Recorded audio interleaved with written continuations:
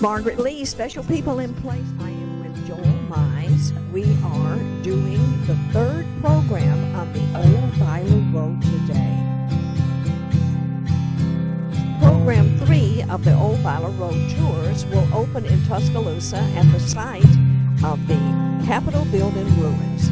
It was situated just a short walk from the Warrior River and accessible by boat transportation. Most traveled by horseback, wagons, buggies, and stagecoaches on the Byler Road.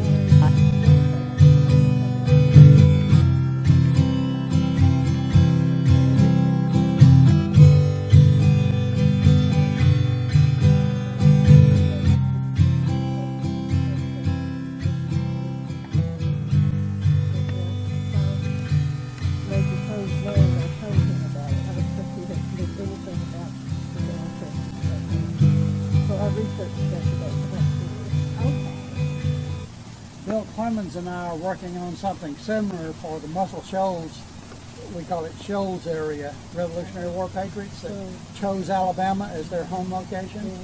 We have about 60 names on our list, and we're well toward doing a book that would feature and highlight some summary of the Revolutionary War, of what it was about, some of the major battles of that war, but feature stories on each one of the Patriot soldiers that we've identified that lived in our area. Do you think this is a replacement for an older one? I believe so. I believe that's what I understand. That there was another one that was destroyed or damaged. And okay. Well, that's very nice. I mean, it's up to the minute. They also have a plaque at the courthouse. When I was on jury duty, I saw it. It was the same one. I mean, the same name. At the federal courthouse? No, not at the federal, at the Tuscaloosa courthouse. Oh, okay. Where is it located? I mean, I know where the courthouse is located. My daughter works there. Oh. Where is the plaque? Oh, okay. When you come in front door. When you come in the front door, turn left, and it's on that wall. Down by Judge Hardy.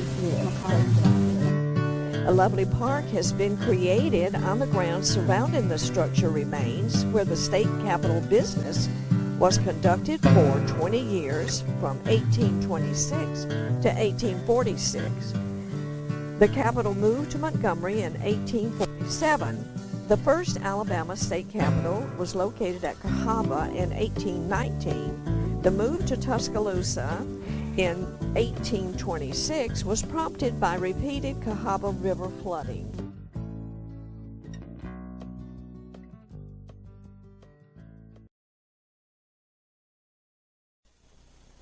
No, it was destroyed. Nothing to do with the occupation or anything like that. It just basically fell down into ruins over time. So, Legislature left in 1846, yes. So, the building actually had 4 entrances. You can see there was an entrance on the south side where well, that happens to be the east side. This is the north side. The other end is the south side, and over here is the west side. And those settlers coming to the Byler Road came down Main Avenue, our old Byler, right down the middle of Northport, crossed over by transport of some sort, probably a ferry or a pull boat, across the river, and the river's edge is right there at the shadow line. That walkway down there is actually part of the river walk of Tuscaloosa. So it was merely a matter of stepping off the river crossing transport, coming up the hill, going straight into the Capitol building. So this indeed is the real end of the Byler Road here at Alabama's State Capitol building from 1826 to 1846. And indeed, that was the period in which the Byler was heaviest used in that 20 years. And remember, the developers of the road were only paid for the first 10 years of tolls. So the second 10 years, they had little incentive to keep up the road. And even though the road was built well enough that it lasted into the 1900s, nevertheless, it also was left in ruins to some degree. so that when the state capitol shut down, the use of that road as a central corridor of transportation was not acutely needed as it was prior, when this was a bustling place of Alabama government.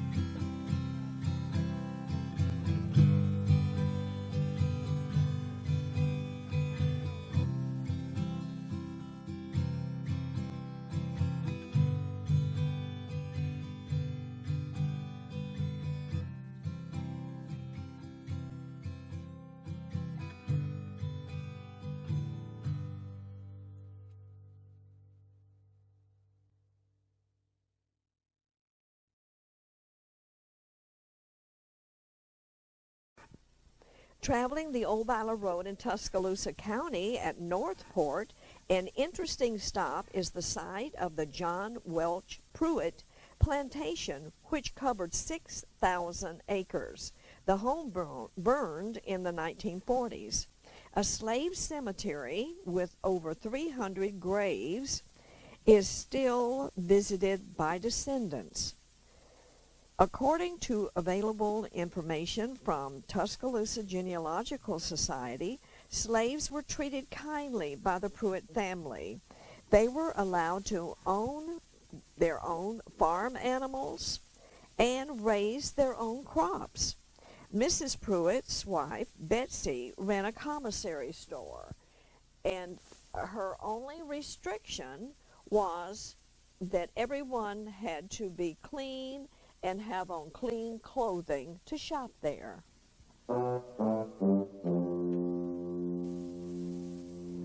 One of our Byler Road visits is a private home in Winston County with some amazing rock art.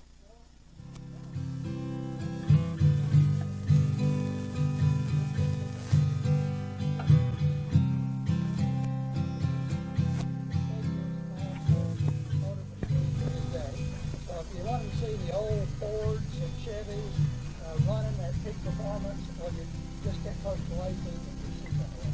Right now, if they've got some oddity that they think ought to be part of his rock wall.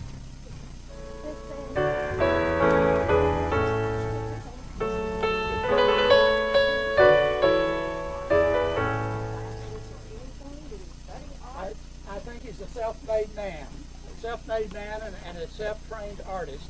So he's really got the eye for what can go together, what can work, and he displays history, he displays culture, he displays refined art here in his work. It's really a magnificent piece of human undertaking here.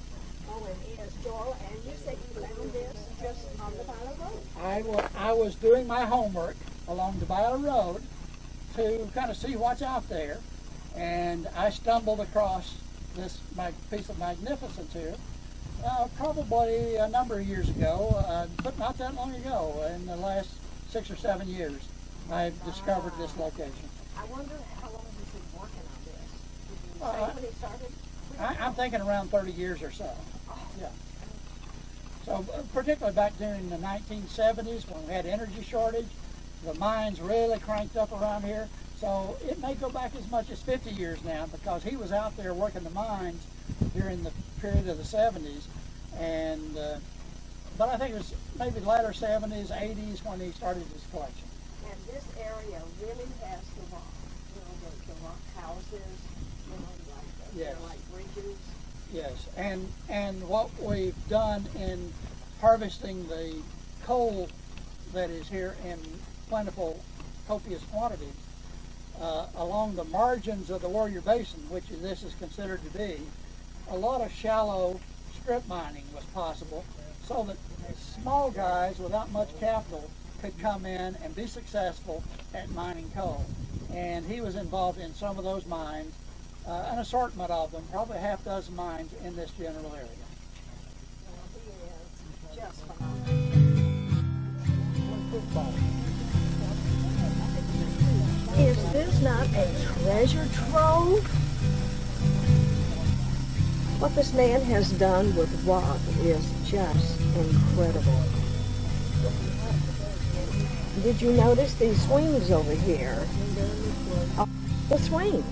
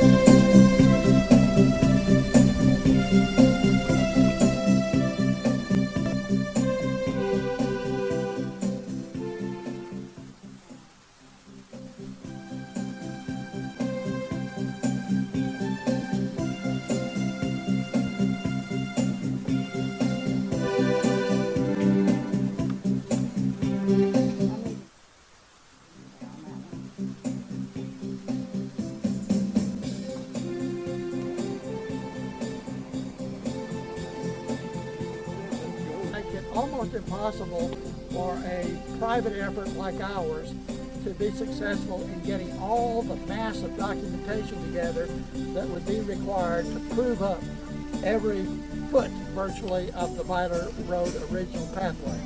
We can get 95% of it, but there's 5% of it where the road has morphed and changed and we can't be exact on it, and there's enough sticklers to detail that stand in the way of this becoming. It's believed that it was an early Indian trading path and was active as early as 5,000 or 6,000 years ago by the Indians. The Indians began to settle domestically in the Tennessee Valley about that time ago, and they became a trading center between the Gulf of Mexico and the Great Lakes.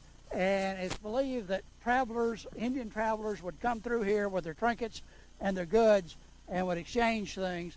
So they had a society called the Hopewell Exchange. Its biggest manifestation was up in southern Illinois, southern Indiana. Actually, the main stage operation was done around Larissa in Winston County.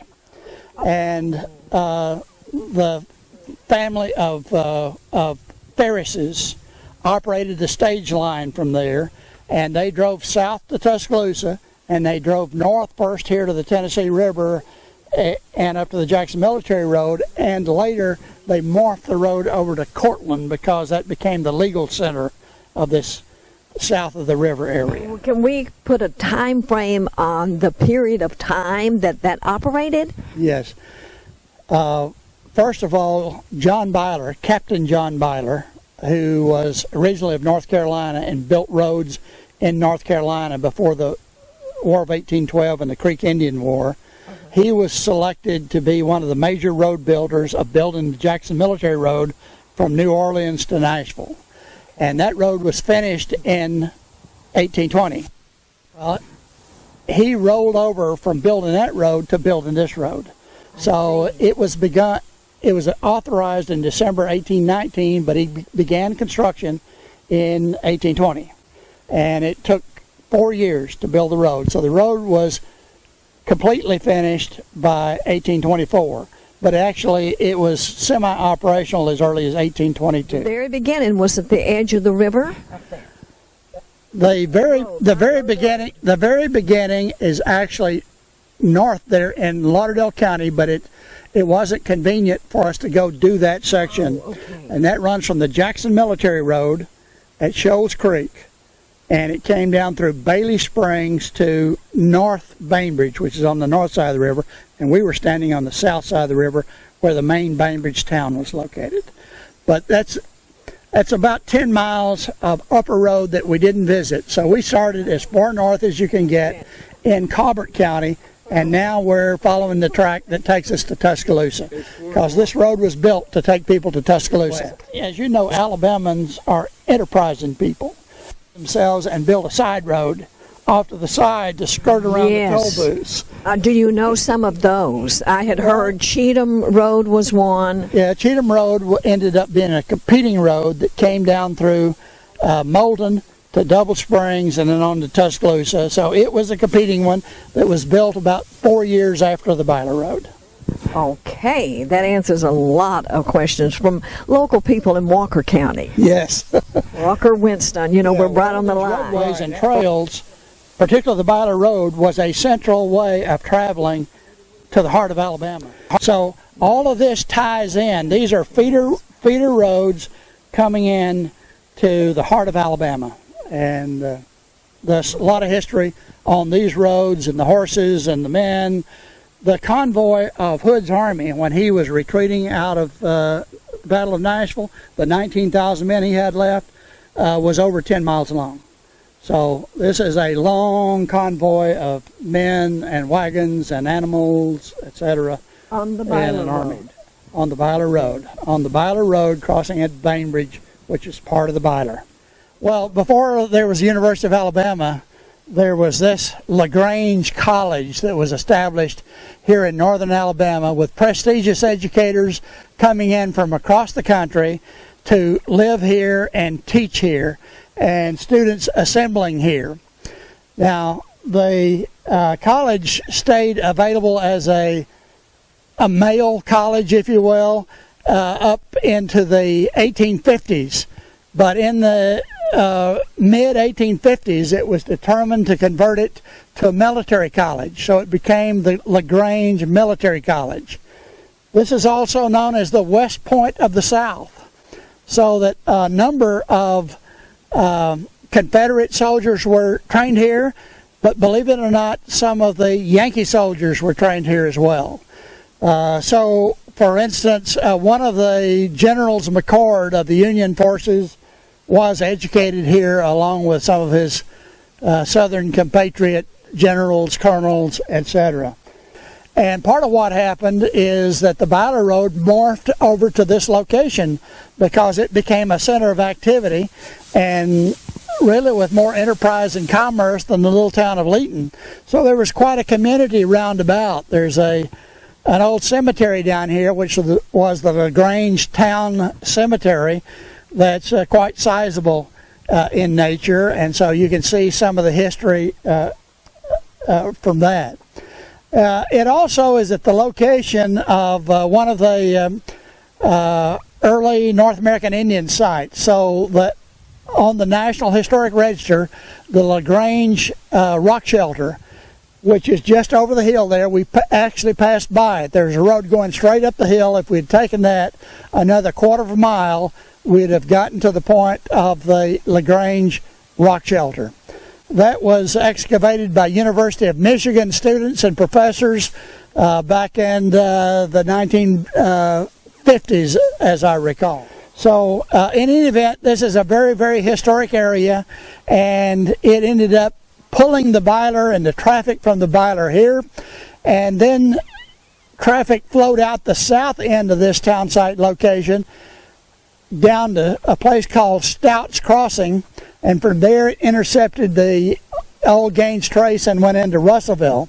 There's also a LaGrange road that goes into Old Bethel, a cemetery stop that will be taken after this one, and Old Bethel is a location of convergence of some of the major old roads as well. So we'll be able to see that later. What a sterling location this was, so that you could, from vantage points here, see what's going on in the entire Tennessee Valley from this perch point here. It's beautiful. And Joel, I like the way they've done this. This rustic little village that they've done here as a campground, would you say, Joel? Oh, well, it is a campground, and it pulls a lot of people into a couple of festivals they have every year. Lisa Pace may be able to tell us more about the festival here. I think she's been involved in it, but it certainly is a Civil War heritage location. Oh, what a beautiful, beautiful setting. That what was that, or was it just a... It's a cabin that's been restored from some other area and brought in. The college was destroyed in 1863 when Colonel McCornan's troops came in. They burned the campus because they considered it to be useful for the opposition to continue to train soldiers, etc. And so basically, during that time, they were actually on a campaign of utter destruction throughout this Tennessee Valley area. And so the early penetration in 1862 and 1863 by the Union Army here after the Battle of Shiloh, they pretty much destroyed all factories, all buildings that could be used against them in the Civil War. Joel, do you know anything about the law? It says built in 1857, so it was a member of the Looney family anyway. So you see all the old axe marks, etc., and so that's the pioneers. That massive? Built these old houses with very massive foundations. When you look out on the horizon right over there, so that's where the river is, there's that tower. That's the Renaissance Tower. And so that, yep, so that marks the actual Tennessee River. So you can see far past Florence from this location. So this area was strategic due to its, they actually came up here to fight off malaria. Did he talk about that? No. The town was in Layton, and it was hot and humid in the summers.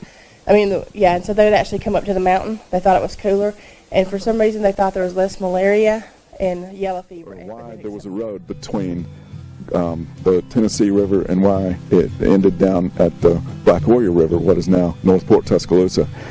Well, there was, the crossing to get across the Tennessee River. There were the shoals up here at Cortland. It went all the way to Muscle Shoals, okay? And so that's where you could cross the Tennessee River. And down here at Northport, Tuscaloosa, they had the crossing there. It was called the Falls of the Black Warrior, and you could cross the river there. And so even before, the Native American tribes moved in, the woodland people, the paleo people, there were, large herds of animals roaming through the eastern United States. Bison. There was a species of the buffalo. It was called the woodland bison, and there were large herds of them traveling in the eastern United States. And so, of course, they were migratory animals. They'd travel north and south, and of course they knew where all the places were to cross the river. And so there was a trail these animals would use, okay, between these two crossings. The crossing at Northport, Tuscaloosa, and the crossing up here on the Tennessee River. So it was an ancient trail. And then when the Native Americans, came here, they would follow those same trails. So David Crockett, I guess it was about 1813 during the Red Stick War, he came down this way with some mounted Tennessee infantrymen, and they crossed the river up here at the shoals. As they traveled south and burned an Indian town, and it was called Black Warriors Town. And that's what Davy Crockett says. Now, there are some historians that say he didn't go that far south.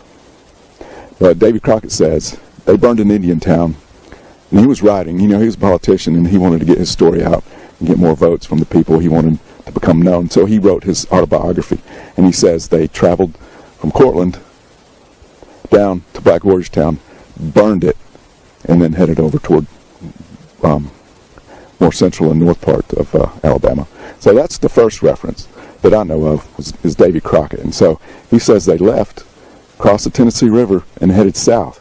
Now he doesn't name, where the trail they followed, but, naturally, I guess we have to assume that they followed the old trail that led from the Tennessee River down to Northport, Tuscaloosa. So that's the first reference that I know of that is referencing the Byler Road. It's Davy Crockett.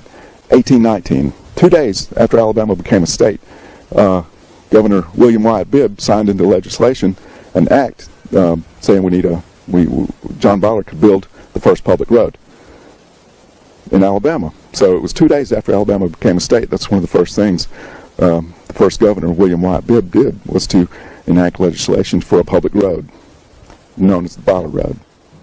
So, and it's right over here. Now we're... This is a very historic cemetery. My second great-grandfather, William Legan Norris, is buried there. His father, Garrett Norris, is buried there, and Garrett actually was a gambler, and he was going out west to hunt for gold. And on the way out there, they camped in Arkansas, and he, of course, like I said, was a gambler, and they stayed up all night in the bitter cold and gambled all night, and he caught pneumonia and died somewhere out in Arkansas. And so his widow brought him all the way back here and buried him in the old Norris Cemetery. And then his father, Reuben Norris, who is a pioneer of Walker County, this area, he's also buried here. Right at the edge of Winston and Walker County here. And then if you follow this road and go back around and take a right, you'll go by Spring Hill Cemetery. And that's where my Barnabas Kelly, my third great-grandfather, is buried. And just some old, this is an old settlement. This is part of Walker County and Winston County that was settled many, many years ago, 1820s, 30s, and 40s. This concludes the southern portion of the old Byler Rd Tour with Joel Mize. And actually, it's the third program. Be sure and see them all.